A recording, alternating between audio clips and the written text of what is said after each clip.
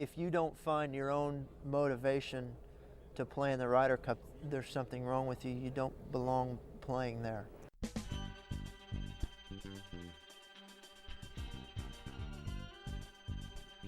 Sometimes the best stories in golf aren't found on tour. You'll find them at the back of the range. And here's your host, Ben Adelberg. And welcome to the Back of the Range Golf Podcast. I am your host, Ben Adelberg. This is episode 134. My guest on this episode is Justin Leonard. If you've been following along on the social media channels that I have set up for the Back of the Range, you probably saw that I teased this episode with a trivia question. And this trivia question is something that I did not realize until I started doing my research for this episode. I knew that Justin won an individual national championship at Texas back in the 90s. I knew that he won a U.S. Amateur. Immediately, I started thinking about that great amateur season that Ryan Moore had in 2004 when he won the Western and the U.S. Am and the U.S. Am Pub Links and, a truckload of other tournaments in that summer. Well, Justin Leonard won the Western and the Southern Amateur in 1992. Then he won them both again in 93. Then he was on a victorious Walker Cup team. That got me thinking, what else is on this guy's resume? He's won a major, the 97 Open at Troon. Won the Players in 98. He's on a winning Ryder Cup team twice. And when you put all those accomplishments together on the board, a lot of top names gradually fall off the list until you're left with four. The only four players in history that have won an NCAA individual national championship, a U.S. Amateur, a Walker Cup, a major championship, a Players Championship, and a Ryder Cup are Jack Nicklaus, Tiger Woods, Phil Mickelson, and Justin Leonard. And here's the best part. When I told him that he was part of the answer to this golf trivia question, he had no idea. He was humble, he was surprised, and just honored to be in the company of three of the best golfers of all time. When you think of Justin Leonard, you think of the putt. And we talked about the putt a little bit.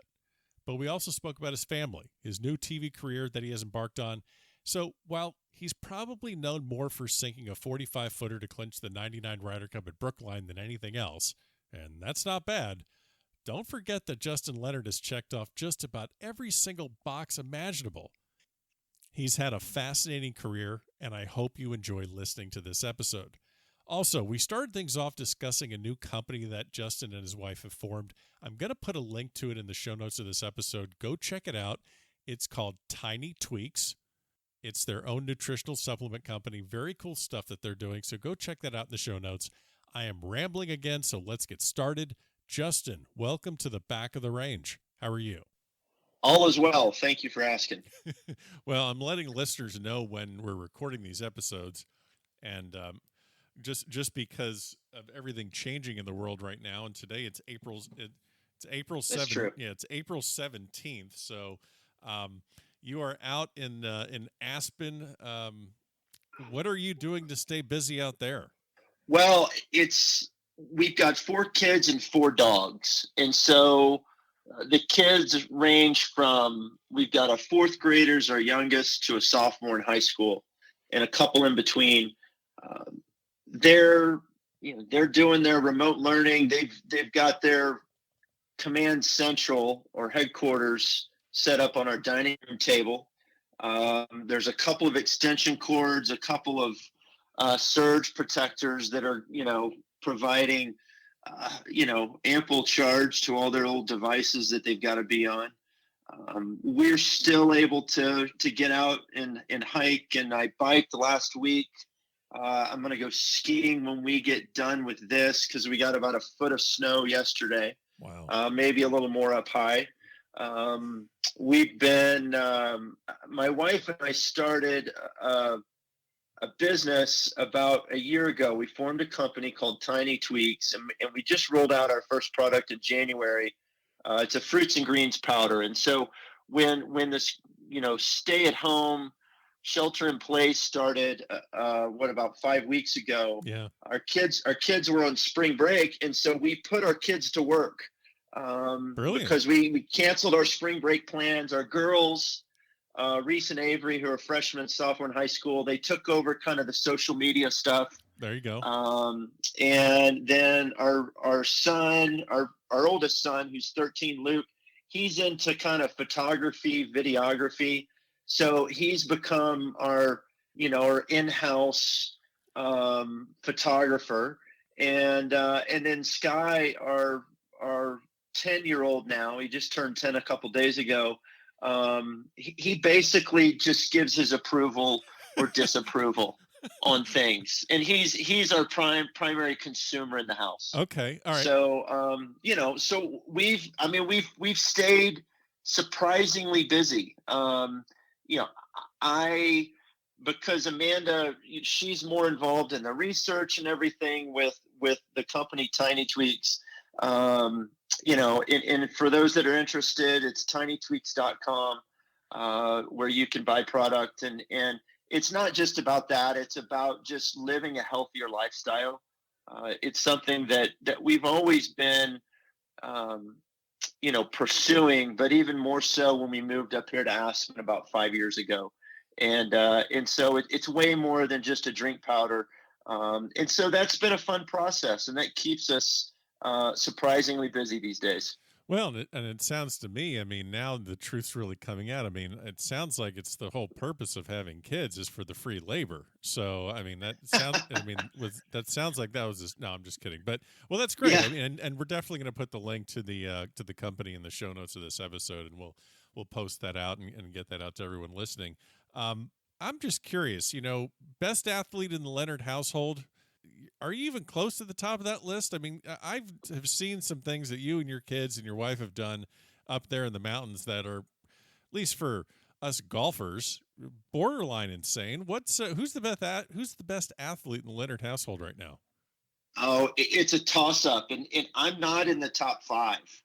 Wow. Okay. So between Amanda, she's done 2 half Ironmans, and she's talking about doing a full Ironman. I'm just I'm kind of her training partner, and really more for the bike. Swimming comes not very natural to me. I'm good for a 4 or 5 mile run, but on days when she's going longer, I skip those days and come up with something else. Luke, our 13-year-old, he's done a couple short, kind of kids triathlons. He and I did this, I mean, it's a race, but it was more just something for us to complete. It was called the Power of Two, where we skin up Aspen Highlands, which is you're on lighter boots. You've got this skin on the bottom of your skis, and you clip your toes in. So it's like a Nordic or a cross-country looking motion, but you can go uphill. That's what I'm going to do later today. But so we skinned up Aspen Highlands, which is about 4,000 feet vertical. Then ski down, and you're skiing down like the steepest terrain, some of the steepest terrain in Colorado. And then another small skin, and then we skied down this, basically it's a switchback hiking path, which was extremely interesting, and not something I would recommend for anyone.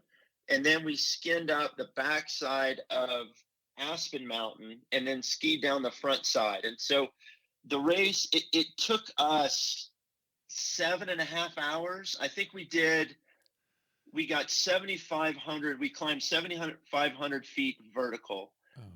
Now there's also a Power of 4 where there's another group that starts in Snowmass and kind of makes their way over to Highlands. And I'll just tell you, the winners did the Power of 4 in just over 4 hours. So we were definitely in the recreational league. But Luke, our 13-year-old, was he was out in front of me the whole time. And so, you got Luke, and then my girls are both in volleyball and tennis and soccer, and Sky's a good golfer. So I don't think I'm in the top 5 as far as, athletic prowess in the Leonard family. Well, that's a shame. You really should have done something with your golf career to maybe put yourself up at the top of the list. I mean, really, what were you thinking? Right. Wow. I feel almost like embarrassed that we're going to be just talking about a sport now where we chase a white ball around, but we're going to try. I mean, we're going to try and do a little bit of that and just make it sound as important as possible. Before we get to just a little bit about your career and I want to kind of get your thoughts also on the current state of the game, because you are doing work for Golf Channel, work for NBC. And, we just heard yesterday or a couple of days ago, that the PGA Tour is going to resume play, hopefully at Colonial in June, and then the first four events in the schedule are going to be played without fans. That's the plan as of today, April 17th. We're going to talk about a lot of the highlights of your career, Open Championship, Ryder Cups, but you're a veteran. You've played over 20 years in the PGA Tour, and everyone has been there where you make the cut on the number, or you're starting your Sunday final round and you're the first group out, where there's not many fans, if any. And I'm just curious, because you've done it just like everyone else has in that situation. What's it like playing a PGA Tour round when there's no fans? Because that's something these guys are going to have to deal with that maybe they've never had to deal with before. Yeah, absolutely. And it's going to be an adjustment for players. I played at the tournament in DC. It was at Congressional a few years ago, and there was a big storm that moved through. I believe it was on Friday night. Tornadoes and lots of trees down, and lost power in a lot of areas. And so we played Saturday's round, but without fans. And no, not even spouses or family could come to the golf course. And it was really eerie that day because there's down trees everywhere. All you could hear were the sound of chainsaws, because they were trying to get things kind of squared away so that it would be safe for spectators to return on Sunday. And about the third or fourth hole, I made about a 25-footer. And my instinct took over, and I put my hand up, in the air, like, Thank you. To the sound of nothing. And I looked at my hand and I just thought, oh my gosh, what an idiot. And so those kind of instincts, guys are going to have to push through those things, and it's going to be eerie, but they'll, the guys play on different types of grasses, different conditions every week. Climate, how far the ball goes. It's just another adjustment that's going to have to be made. It is going to be strange. I'm scheduled to work the second event, which is the RBC Heritage. Yeah. And I think it's going to be strange also from a broadcaster's point of view, because, a lot of times you lay out after somebody makes a big putt or a big shot, so that the crowd noise can speak to the moment and how important it is. Yeah. And we could have a guy make a putt on Sunday afternoon to tie for the lead or to take the lead, and there's just going to be crickets. Yeah. And so it's going to be different from even the audience at home, their perspective, our perspective as broadcasters and analysts. It's going to be something that we're all going to have to adjust to. It's going to be really interesting too, seeing about interviews after rounds and hearing their perspectives, and also how does the broadcast and how do the players try and forge a stronger connection with the fans at home, because there's, like you said, you can't get that feel from what the crowd on site and how they're reacting. So you're absolutely right. And from the TV perspective, on any given week, there's probably 100 to 150 people on the television crew. Yep. My guess is that we're going to pare that down to a much, maybe half of that, maybe even maybe as few as 40 or 50 people. And so I wouldn't be surprised if maybe we lose some of the bells and whistles, some of the shot tracer, or it just doesn't happen as often, because all that technology, not only does it cost money, but it's personnel that you've got to have to run it, to run those specific cameras. to do things in the production truck, to overlay graphics and those kind of things. So it may be, I wouldn't be surprised if it was more of a kind of a bare bones telecast from a technology standpoint. But I think you're right. I think there's opportunities for the players to maybe interact with the cameras more often, to try and, give the sense. Certainly some players, some are just going to go about business as they always have. But Right. I think there's opportunities there to, make the telecast different and better in a lot of ways. I was kind of going to save this for later, but since we're kind of on the topic and talking about TV, and I think I've had conversations in the past, whether it be with caddies or whether it be with other TV personalities, where the PGA Tour is, while they are playing golf, it is entertainment. And I've thought about that comment, and I haven't had the chance to really speak to a PGA Tour player about it, but, you were on tour a couple of years before Tiger came on. You won your major the same year as Tiger won, 1997. Golf really blows up, and it seems like now they're trying to figure out a way, how are they going to make the tour as entertaining as possible? I mean, can you just speak to how important it is to not just go out there and go about your business, but you need to be an entertainer? You're absolutely right. And I think I did a poor, well, I know I did a poor job of that. Okay. Certainly early on in my career. I mean, for me, I took it very seriously, too seriously at times. I don't think I interacted with the fans as well as I should have, as I wished I would have.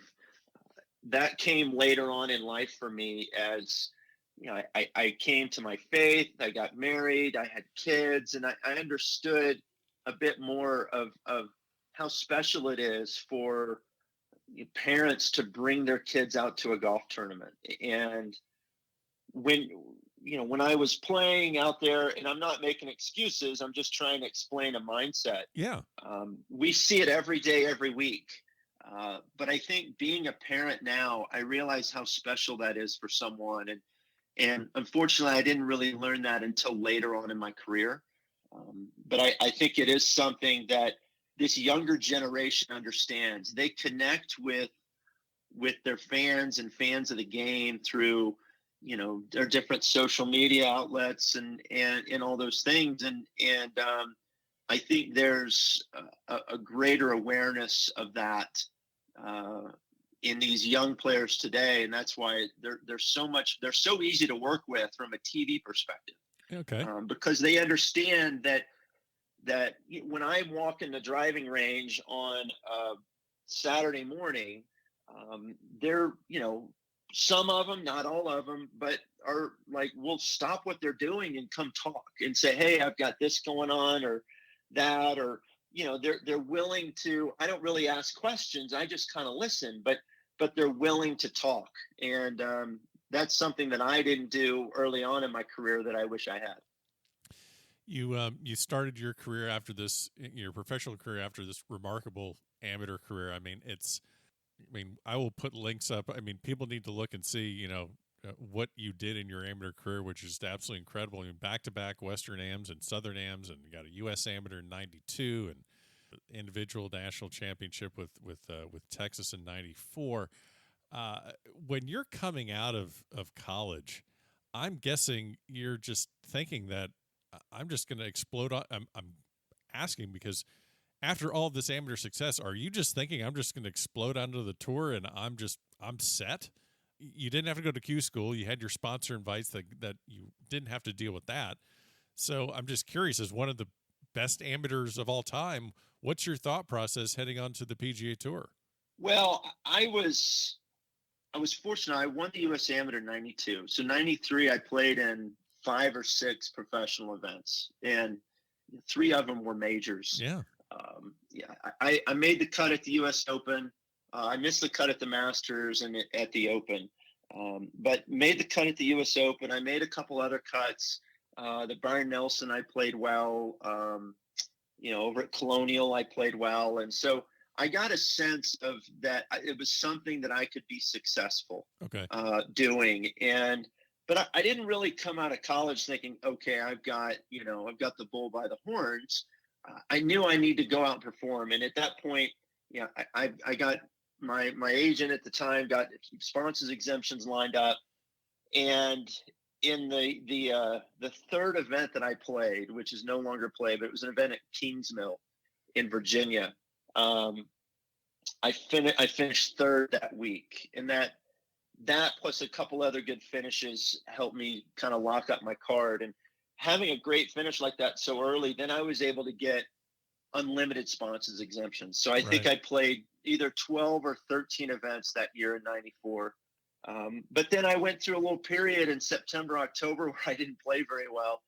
And all of a sudden I'm like, well, I may be going to Q school, those kind of things. And the last event that I was in was the Texas Open. There was the tournament in Vegas was the following week. I didn't get a spot there. So it was an important week for me. I remember I was playing with Bobby Watkins, Laney Watkins' brother, and we had the same agent, and this is on Sunday. And so I played a lot of practice rounds and things with Bobby, and I start out, I think I bogeyed the first hole, maybe the first two holes. And Bobby knew that it was a big round for me, that I needed a good finish. And we're walking off the third tee, and he says, hey, he called me Junior Pro. He said, hey, Junior Pro, it's just you and I out here. We're just playing on a Tuesday, okay? Play like you're playing on a Tuesday. And that settled me down, and I played really well the rest of the day. And I finished 15th or something like that, and was able to keep my card after the tournament in Vegas. So it was a lot of fun. It was great to be able to avoid going to Q school because I hear about, the pressure cooker that is. So it was really a fun year. I learned a lot from guys like Tom Kite, Davis Love, and Bobby Watkins and Robert Wren, these guys that some you've heard of, some you may not have, but they were all very helpful and instrumental in me helping to get comfortable that first year. Talk about your agent, the modern pro these days talks about, their team around them, and that's got to have an agent and a manager and a psychologist and a chef and publicist and all that stuff. And just to put it in perspective, how much things have changed about, since 25 years ago. You have one of these great amateur careers and you get started. Who was on Team Leonard when you were making your debut? I'm assuming there were some family members involved. Yeah, my mom and dad, my instructor, Randy Smith, and my caddy was Steve Holka that first year, who Tom Kite kind of helped set that up. And then my agent, which was Vinny Giles, and that was it. My mom was kind of secretary, travel agent, that kind of thing, and figuring out where to stay and all that stuff. And so it was a lot of fun. But you're right, guys kind of assemble these teams, and they have multiple coaches and all that. And I think the important thing with all that is that ultimately it's up to the player to decipher the information and kind of make it their own. We can get into that later, but I think I'm not sure I could do the whole like team thing and multiple instructors and all that, because how do you've only got a certain number of hours during the day, a certain number of hours to practice or at a tournament, and it must be, time management must be extremely important when you've got these large teams like a few players do have. Yeah. You mentioned Giles. He was your captain at 92 Eisenhower Trophy. You had it was him and Jay Sigel and Alan Doyle, just the players the captains that you've had over the years on all the teams are absolutely incredible. And I'm going to ask you about a couple of those captains later, but you're starting your professional career and you're one of the last guys to get away from Persimmon. And, like I said earlier, you come on tour just a couple of years before Tiger. And I know the Pro V1 made a huge impact in the year 2000, but, equipment's changing and, players are changing their fitness goals. And, obviously distance is the big thing now. I mean, today's juniors and college players, it's almost like they're being taught about spin rates and launch angles before they're being taught how to hit a cut 7-iron.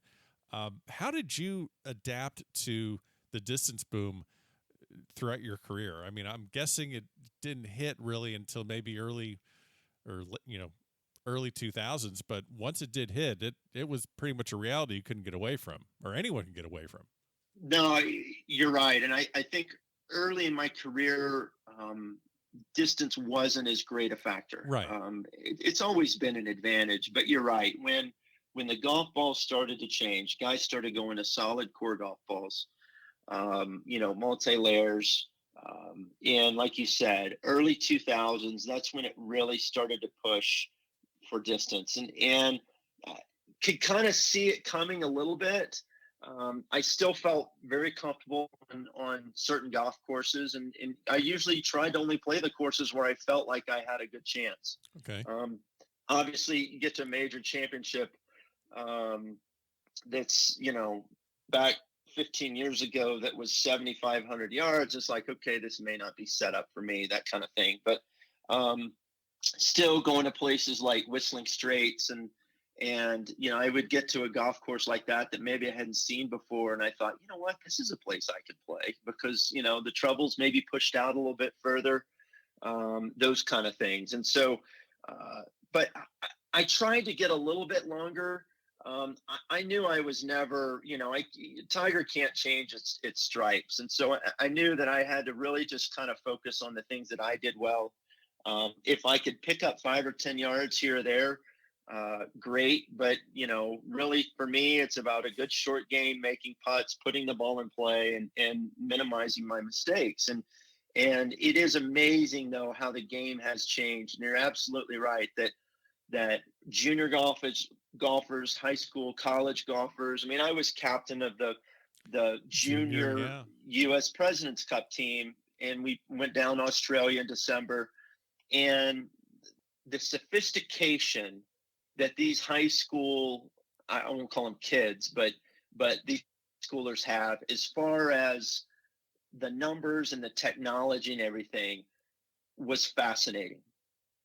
And some of the players, you could see they were maybe missing a little bit of the nuances of, knowing when it's time to maybe step on the gas a little bit, knowing when it's time to back off and hit it in the middle of the green. And so, especially playing a golf course like Royal Melbourne, the greens are very severe. They were very firm and fast. And so that was I figured that was kind of my job, was to help these guys figure out how to play a very strategic golf course. And that was a lot of fun that week. But the ability they have to hit the ball, not just miles, but control their wedges and all that. And they do a lot of that through technology.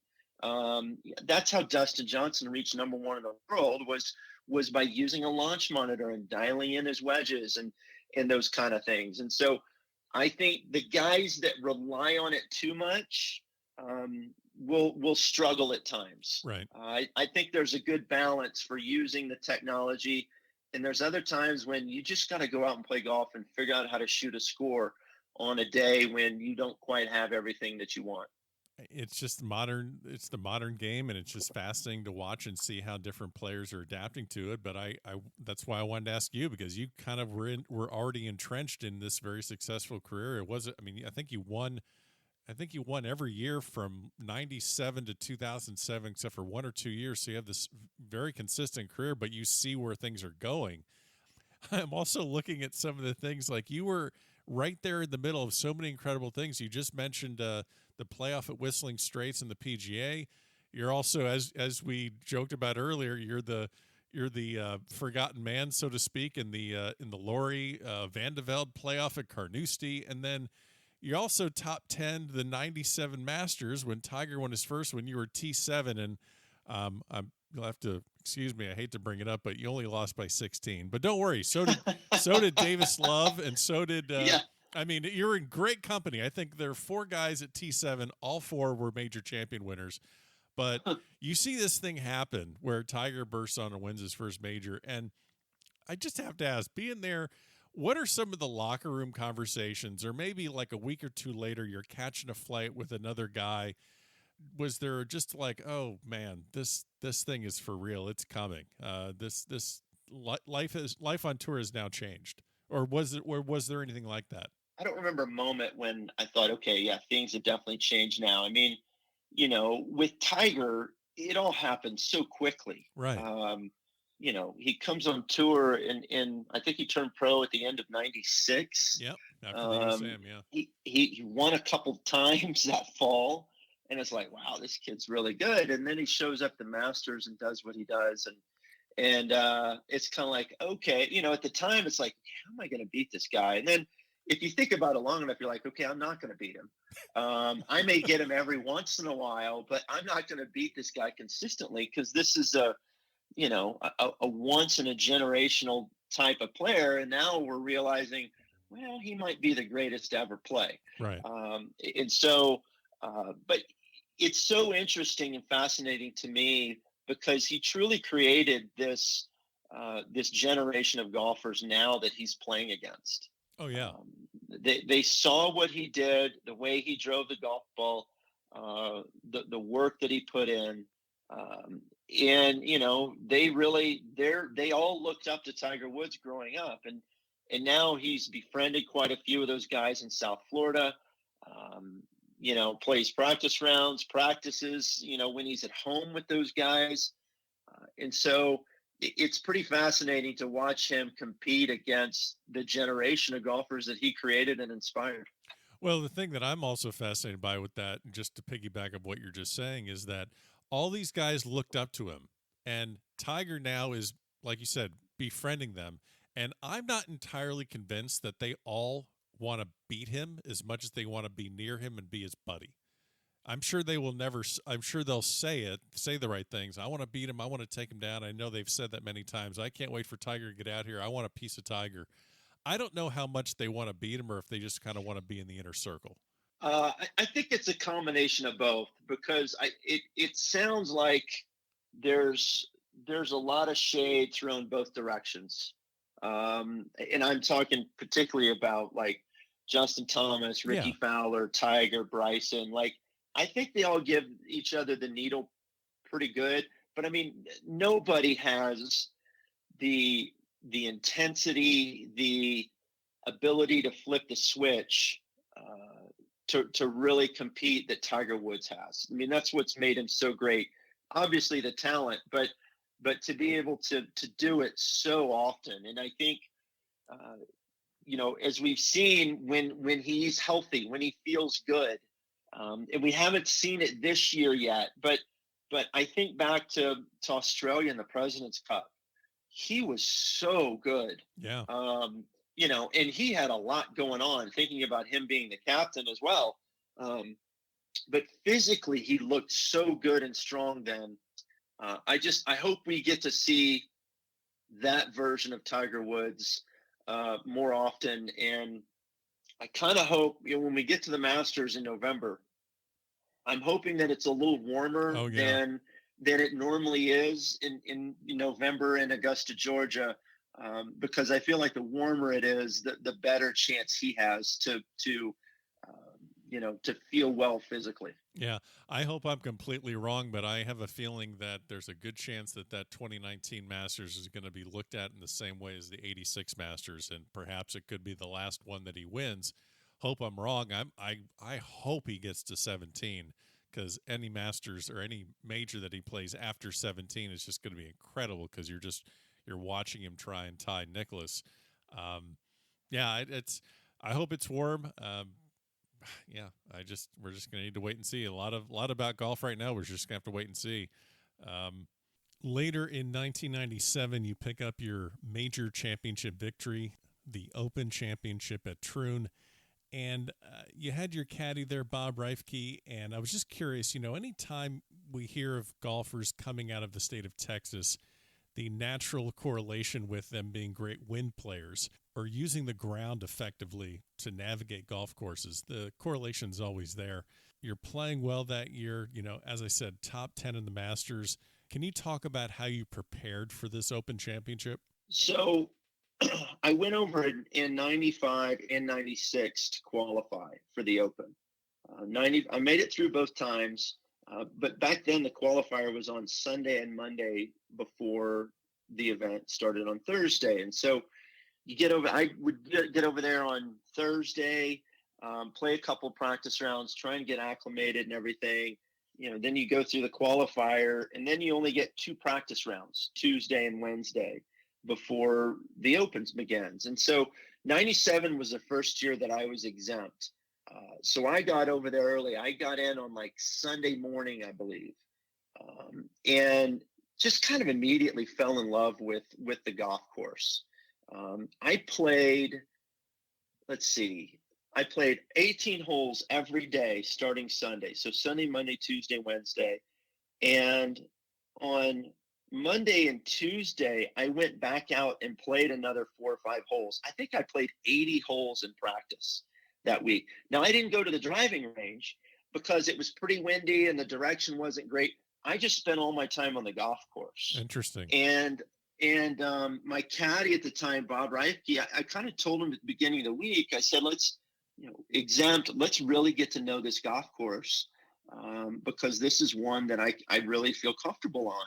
And so that was our game plan going into the week, was playing a lot of holes, spending a lot of time on the golf course. And then Thursday the weather wasn't great. It was blowing really hard on the way in, which, Troon is more of a true links where you play out one direction, you come back in. And so it was into the wind.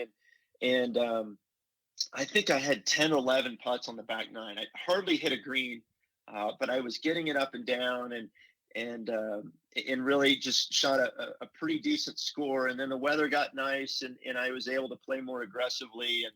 But yeah, Bob Reifke, my caddy then, was really instrumental. He didn't complain about playing a lot of holes in practice. I think he could sense my excitement and see my game. In fact, he placed a wager on me early in the week for, I don't know, it was 3,000 or 4,000 pounds. I think he made more from having me as the winning ticket than he did from me actually paying him for all the help that he gave me. So, so he came out pretty good at the end of that week. Wow, that's a great story. Yeah, I did. I reason I was asking about him is I read, there's a interesting article about him, how he basically went to school to be we got a college degree in marketing, and then it's like, I want to chase the PGA Tour. It almost feels like when I hear some of these caddy stories. I just talked to Billy Foster yesterday, and just hearing some caddy stories, it's almost like it's just as unlikely for a caddy to make it on the PGA Tour as a player, almost. Maybe even less. I don't know. It's interesting. You hear all these caddy stories. You're like, how did you even make that? Because you don't hit the shot. Right. So. Right. And it's, there's just a wide variety of guys that make it into caddying. A lot of time and we're seeing now a lot of the younger caddies are very good golfers. Oh, yeah. And maybe they just didn't quite make it professionally. I've also played, casual rounds with a few caddies that horrendous golfers. I mean, Joe LaCava is not a good golfer, but he's an incredible caddy. Right. And then you've got guys like Mike Cowan or Fluff, who is a great golfer. And you wouldn't know it by his swing, but he gets it around the golf course and it's pretty fun to watch. And so, but yeah, I've had, guys like Bob Reifke, who got into it kind of they maybe caddied, growing up and got back into the game through a connection, a player, something, a friend. Others, Taylor Ford, same kind of thing. Went to college. He played college golf, very good golfer in his own right. And I believe it was one of his roommates that kind of asked him to caddy for him. And he enjoyed it and kept kind of moving up through the ranks. Started out on the LPGA, went through the Korn Ferry Tour, and then I picked him up for a year. So, there's a lot of different ways to get where you need to go. It's not always, it doesn't always happen the way you think it will. Yeah. You mentioned, we had Giles as your captain for Eisenhower Trophy, and you played on 3 Ryder Cup teams, played on 5 President's Cup teams. We're obviously not going to go through each one. We'll hit on a couple of them if that's all right with you. But I'm looking at your captains, and just looking at President's Cup, it's your first opportunity playing in a team environment in '96, and your captains Arnold Palmer, Nicklaus is your captain on 3 of the President's Cup teams. You have Texas guys at the Ryder Cup, Kite and Crenshaw.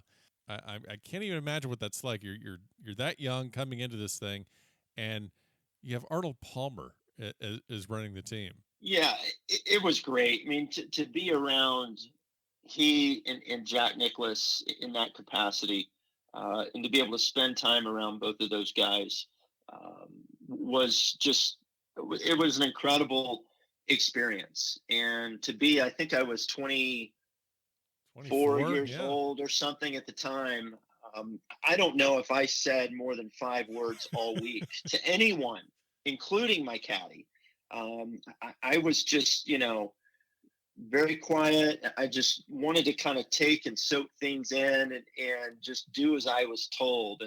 But I look back on all those experiences and playing for those different guys.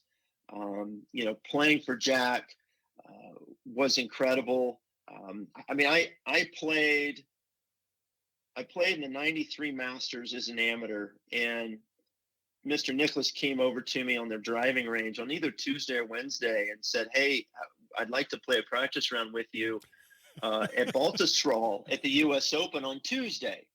Let's play at 10 a.m." I was like, "Yes, sir, Mr. Nicklaus," and I look forward to it, and thank you. And that ended up being my 21st birthday. So on my 21st birthday, I played a practice round at Baltusrol in the U.S. Open with Jack Nicklaus. And so to be able to do those kind of things with true legends of the game, the guys that made the PGA Tour, made golf what it is today, to be able to spend time around those guys was incredible. And then to play for Tom Kite in '97 and then Ben Crenshaw in '99, both went to UT. I spent a lot of time with both of them when I was in college.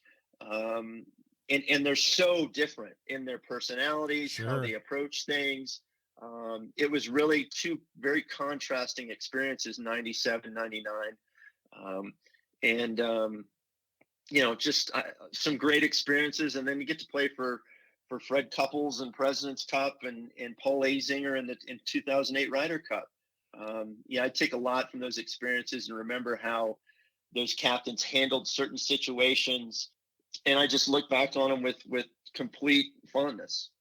You played '97 Ryder Cup at Valderrama, like you said. Kite was your captain, and you actually partnered up with Tiger in the Saturday afternoon session, and he's had, I think, about 12 different partners in the Ryder Cup. His Ryder Cup record isn't the greatest, and I think there have been several comments about well, how do you find a partner to play with Tiger? That's kind of been he's had 12 different partners. What was your experience playing with him? I know you have the match that you played. I think it was with Ignacio Garrido and, I think it's Olazabal. I think that's who it was. But you have the match, but this is obviously, it's looking back on one experience, but can you maybe see things that would make it difficult to play with Tiger, or is it just things happen in different match play environments and it is what it is? Well, I had played some tournaments with Tiger. It was funny because we didn't play any practice rounds together. It was a complete surprise. Oh, at least to me. That's fun. I think I was playing, I can't remember. I was playing with either Jeff Maggart or Brad Faxon on Saturday morning. And Tom came up, found me somewhere late in the round and said, "Hey, I'm going to pair you with Tiger this afternoon." I was like, "Oh, okay, great." I didn't know what kind of golf ball he used. I didn't know much of anything.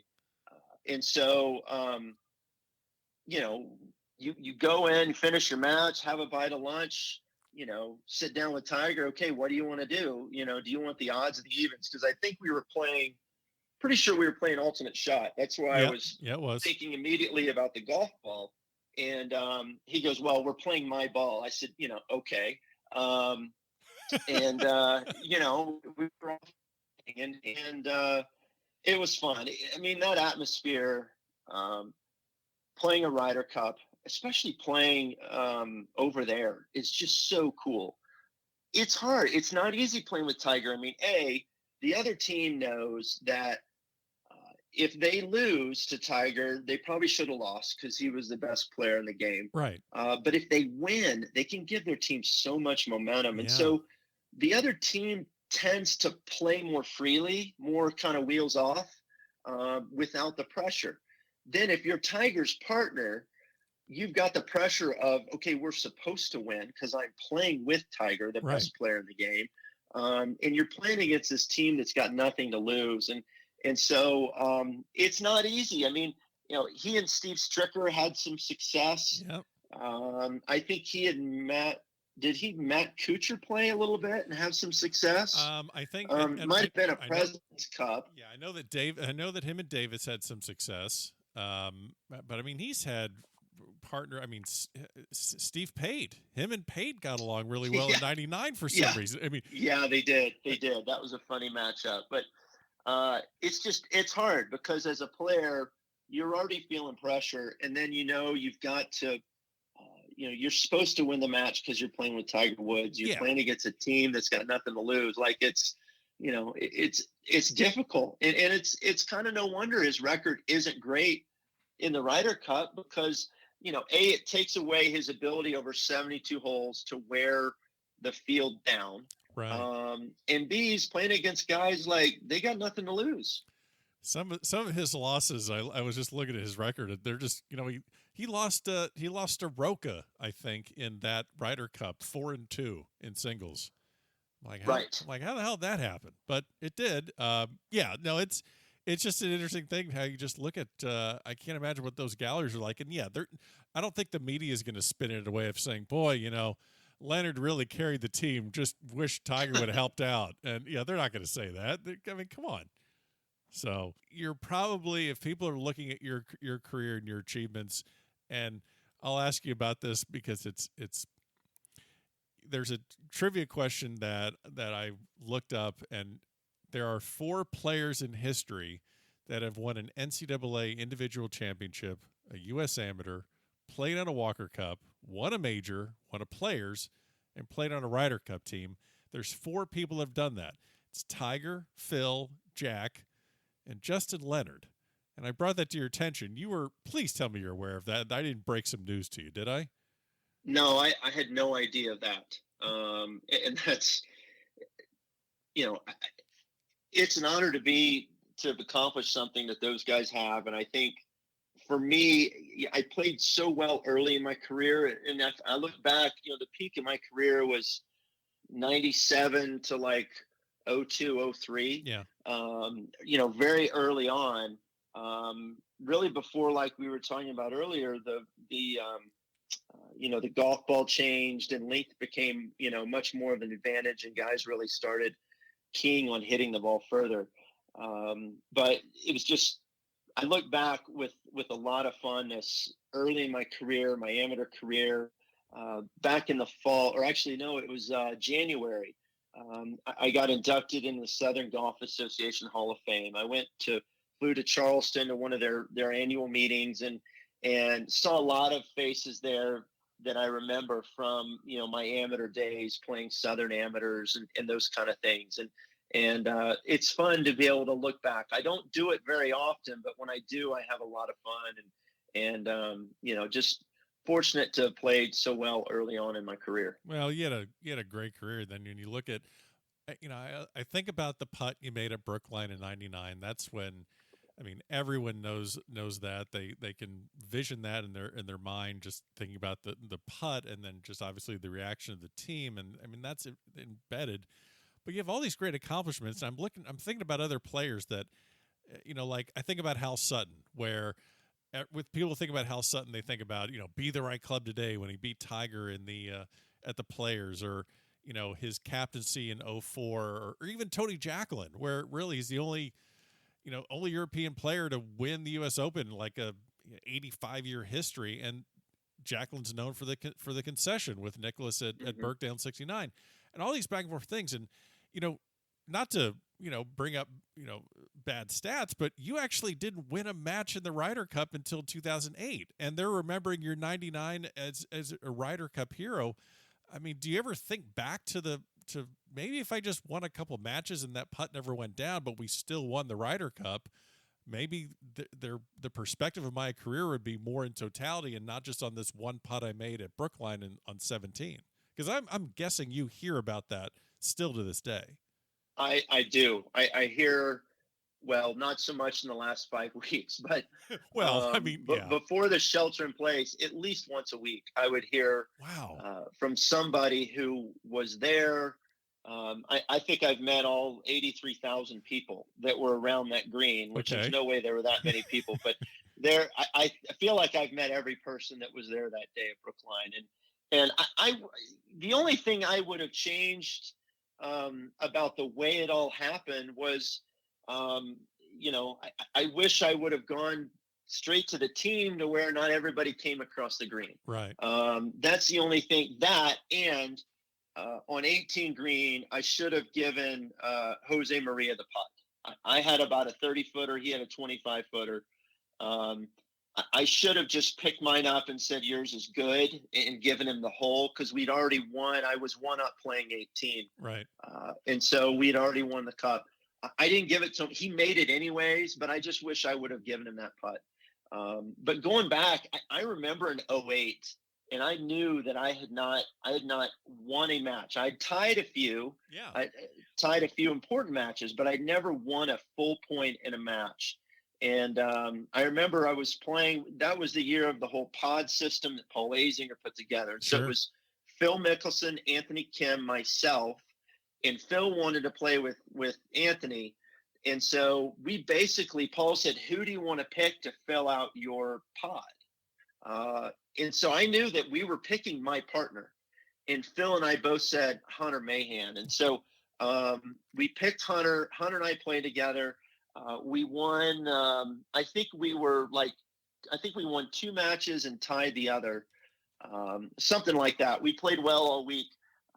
But yes, I do remember the kind of the pressure. And, thinking back after 99, I played the Ryder Cup in 97, 99. I'd played a couple President's Cups.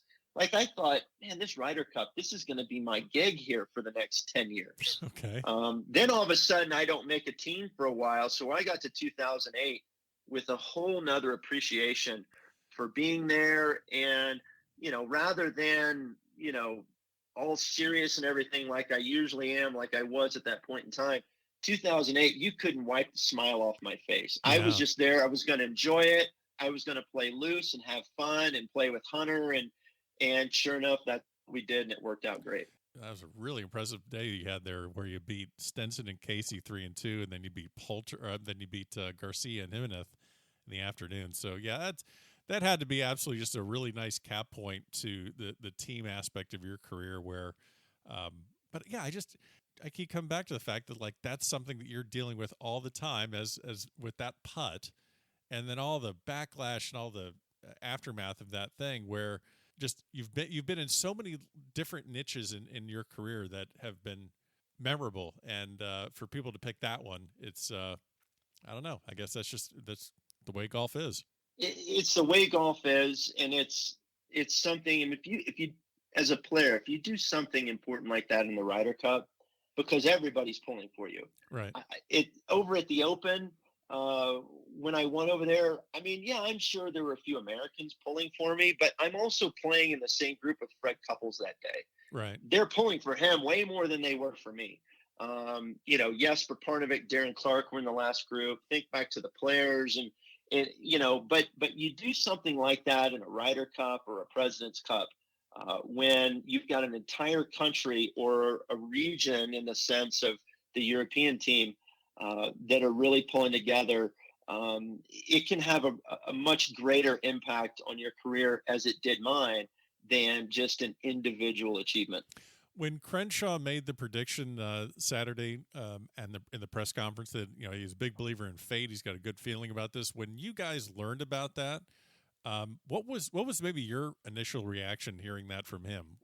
Was it, we're going to do this, or was it just like, I don't know? I mean, what were your kind of thoughts after you heard that? Well, I was back at the hotel with Davis Love. I think it was at the hotel. Was he at the hotel at the golf course? I think it was at the hotel. And when he said that, I looked at Davis and we both thought, okay, he's completely lost it now. Because I mean, I've got a good feeling about this. We were down by 4 points. Yeah. And then the next morning, I was in the, I don't know, 9th or 10th singles match. And we talked about the night before Ben put the pairings in that we needed to build some momentum. So we put the guys who were really playing well out in front. David Duval, Davis, Phil, Tom Lehman, Hal Sutton, Tiger, put those guys out first to try and get some momentum, create a little bit of doubt amongst the Europeans. And so Phil was playing maybe an hour before I teed off. So I'm sitting there eating breakfast in the clubhouse, and Phil sits down, and I kind of look down at my watch. I'm realizing, okay, he's going to tee off in like 40 minutes, and a few more minutes goes by. He's not really saying much. I said, Phil, are you going to go warm up before your match? You're going to go straight to the tee? He said, I'm not going out there until I know we can win. And he kind of put his head back down, didn't say anything else, waited about 30 seconds. And then he didn't say good luck. He didn't say anything. He just got up and left. And I was like, wow, okay, so that's where we are. And it really kind of set a tone for the whole day. Those guys got off to a great start. And it built into this moment that happened that I was fortunate enough to be a part of. Yeah, that's a really good Phil story. He's a different dude. He seems to be a little bit of a different dude. You mentioned about you wanting to concede your putt to Jose Maria Alfabel. Payne Stewart did give Colin Montgomery that putt on 18 that truthfully didn't really mean anything at that time that have the match. And then, less than a month later, Payne Stewart's gone. I can only imagine what kind of a Ryder Cup captain he would have been. He would have been phenomenal. I mean, he would show up in the morning at the hotel or after dinner and have these, USA flag kind of karate pant looking things on and blaring born in the USA. And I mean, just a couple months before the Ryder Cup, when we were, both solidly on the team, my phone would ring and it'd be Payne, and he'd say, "What are you doing today to get ready for Brookline?" Wow. This is 2 months out. This isn't the week before. This is 2 months out. And so he just brought a passion to it that it was phenomenal. And he would have been an amazing captain, no doubt. I would have loved to see like him against. Gosh, I wonder who he would captain against. I mean, obviously you can look down the chain, the different chain, but I'm just thinking on the European side. I mean, I'm guessing, I don't know. I mean, maybe he would have been there in 08. Right. Faldo. Yeah. Yeah. And I mean, you think he and Zinger were such good friends. Yeah. He would have been right in there for sure. Yeah. You've made the transition to TV for a multitude of reasons, and there's this new wave of on-air talent that's coming to golf. Whether it's Shane Bacon at Fox, or I know that CBS grabbed Colton Oast, and yourself and Michelle Wee and Christy Kerr. And what are maybe some of the things that you want to bring to television? How do you want to cover the game that perhaps is different than how you've seen it covered throughout your career? Are there different things that are really important to you or that you're passionate about that you want to provide to the viewer or the listener? My goal is to find a balance between the technical aspect of being able to look at a golf swing and understand what's going on, which has been a pretty big learning curve for me, because for 43 years I was just worried about one golf swing, which was my own. Yeah. And now over the last 4 to 5 years, trying to understand people's golf swings and what to look for, balancing that with what is it like to try and make a cut on a Friday afternoon, or to finish off a 61 or a 62, or bounce back from missing 3 cuts in a row and now being in contention, trying to win your first tournament, trying to, those kind of things. Trying to let our audience in on the likely mindset. You never know exactly what a player is thinking, but the likely mindset of of a player, and knowing the players and their personalities is important. And I think that's where, the fact, now I know it's been 4 years since I played, but I still know a lot of the guys and even the younger guys, because like I mentioned earlier, they're so forthcoming with information, with what's going on and those kind of things. But being able to balance those two and provide a sense of entertainment. I mean, we're playing golf. It's not, right. It's not brain surgery. It's important. But in the end of the day, trying to provide entertainment with some information that, and hopefully when we finish a week where a player's been in contention all week, our audience, especially if it's kind of maybe a lesser known player, that our audience has a new respect for, for somebody's talent level or what they've been through in their life. A lot of times Thursday, Friday, we can kind of get into more storytelling, more about what they've gone through, sure. Growing up or things like that. You get to Saturday and Sunday and it really kind of, your focus really narrows into the golf side of things. But hopefully at the end of the week, people can say, you know what, I really learned a lot about that guy and I'm now a fan of his, that kind of thing. And, again, the goal is to be entertaining. I think it's important to bring some information along the way to, those serious hardcore golfers.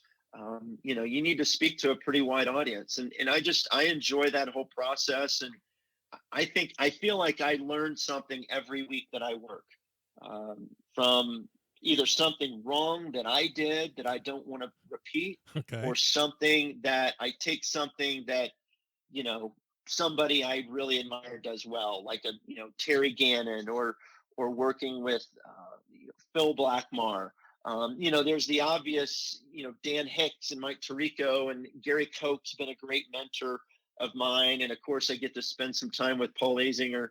But it's those other guys when I'm working a tournament, maybe it's just with the Golf Channel crew, that I go, wow, Matt Gogel's got a great way of saying, X and Y and those kind of things. So I really feel like I still, every week that I work, that I learn something new. And that's, I think that's one of the reasons I'm so attracted to doing the TV work. It kind of replaces that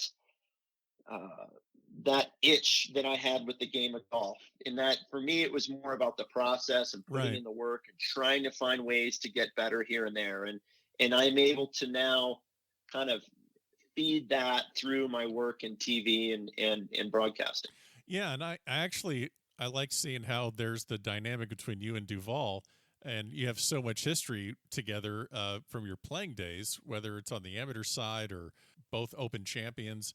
So I think that's just a unique tie-in where you can throw in stories that you both experienced together. I think it's great. And I could totally see what you're saying about you being a very meticulous person and being a I don't want to say grinder but just you're very, very, very dedicated to your craft. So I think it sounds like it's the perfect fit.